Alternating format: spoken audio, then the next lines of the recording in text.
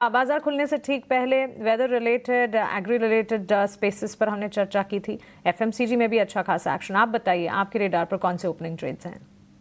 जी बिल्कुल Mansi, definitely FMCG के अंदर काफी एक अच्छा बाइंग इंटरेस्ट देखने को मिल रहा है। और हमारे को पैनलिस्ट ने यहाँ पे काफी एफएमसीजी पे यहाँ पे ऑलरेडी ट्रेड कॉल्स दे रखे हैं। तो मैं एफएमसीजी से हटके दूसरे काउंटर्स के अंदर यहाँ पे अपॉर्चुनिटीज बताना चाहूंगी। अगर आप देखें यहाँ पे तो कैपिटल मार्केट स्पेस बीएससी का जो काउंटर है उसके अंदर यहाँ पे एक बाइंग इंटरेस्ट देखने को मिल रहा है। बीएससी के काउंटर के अंदर अगर हम देखें तो अभी हाल फिलहाल में डे हाई से हल्का सा यहाँ पे दबाव देखने को मिल रहा है, बट ओवरऑल इसका जो स्ट्रेंथ है वो पॉजिटिव साइड का बना हुआ है। करंट लेवल से भी अगर आप बाय करते हैं नीचे की तरफ 5360 की लेवल के पास स्टॉप लॉस मेंटेन करके रखें, और ऊपर की तरफ में 6000 तक के टारगेट इसके अंदर बनते हुए देखने को मिल रहे हैं।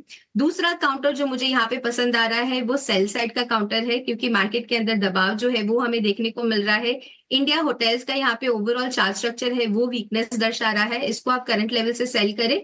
नीचे की तरफ आपका जो टारगेट है वो 745 का रहेगा। ओपन हाई की फॉर्मेशन है, उस हिसाब से स्टॉप लॉस यहाँ पे 778 का मेंटेन करना है। तो चलिए, एफएमसीजी से हटकर कुछ स्पेसेस और एक्सचेंज एंसिलरी में बीएससी लिमिटेड और साथ ही इंडियन होटल्स ध्वनि के ओपनिंग ट्रेड्स में शामिल हैं।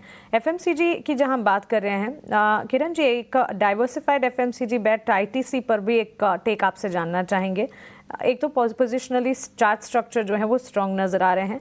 मार्केट की वॉलेटिलिटी, ग्लोबल सिनेरियोज से कोई ताल्लुक, सीधा ताल्लुक आईटीसी के लिए नहीं है, और एफएमसीजी पूरे के पूरे स्पेस का ही सीधा ताल्लुक इस वक्त तो नहीं है। इनफैक्ट क्रेडिट पॉलिसी से ठीक पहले इस स्पेस पर नजर होनी चाहिए। आईटीसी पर एक राय दीजिएगा।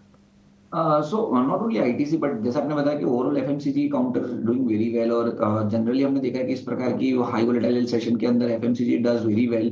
सो आईटीसी के साथ साथ ब्रिटानिया, ये दोनों काउंटर के ऊपर आप ध्यान रख सकते हो। पहले मैं आईटीसी के ऊपर डिस्कस करें तो 50 दिन की मूविंग एवरेज के साथ साथ उसका जो एक ट्रेडिशनल रेजिस्टेंस था एज ऑफ नाउ 415 410 के बीच का जो क्लस्टर था उसको क्रॉस कर रहा है। 415 के आसपास उसकी 50 दिन की मूविंग एवरेज है। अगर उसके ऊपर सस्टेन होता है तो then there are very good chances कि शॉर्ट टर्म में हम एक बार के लिए 435 440 तक के टारगेट आईटीसी में देख सकते हैं। सिमिलर वे अगर ब्रिटानिया की बात करें तो एक बड़ा सा double bottom pattern pan out यहाँ पे हो रहा है। अगर 50 के ऊपर स्टॉक सस्टेन हो जाता है तो then there are very good chances कि ब्रिटानिया में एक पोजिशनली अच्छा बड़े टारगेट हमें देखने को मिल सकते हैं। तो ITC and Britannia both are our preferred pick at current market price. ITC Britannia दोनों पर नजर रहेगी, और करंट मार्केट में पोजीशंस है तो इंटैक्ट रखे। कंजम्पशन का खेमा यहाँ से अच्छा खासा मूव करता हुआ नजर आ सकता है।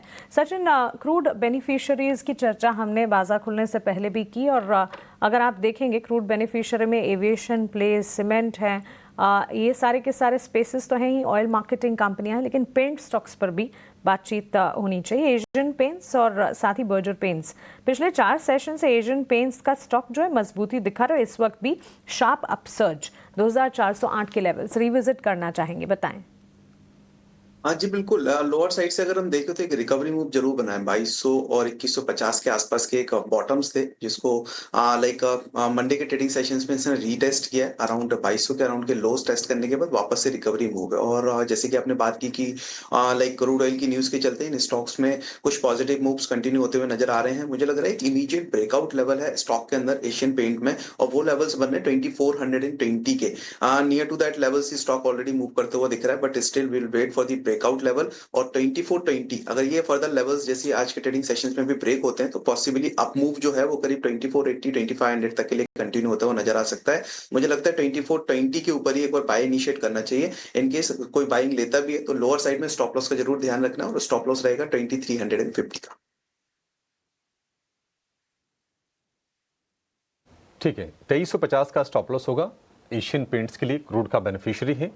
आज थोड़ा सा माहौल नेगेटिव ज़रूर है, बावजूद उसके देखिए कि अपने लेवल्स को होल्ड करने की कोशिश कर रहा है। देखिए बाजार में कई बार ये भी विन विन सिचुएशन होती है कि पुराने लेवल्स को नेगेटिव माहौल में भी बाजार अगर स्टॉक्स होल्ड कर लें तो वो एक जीत वाली स्थिति होती है।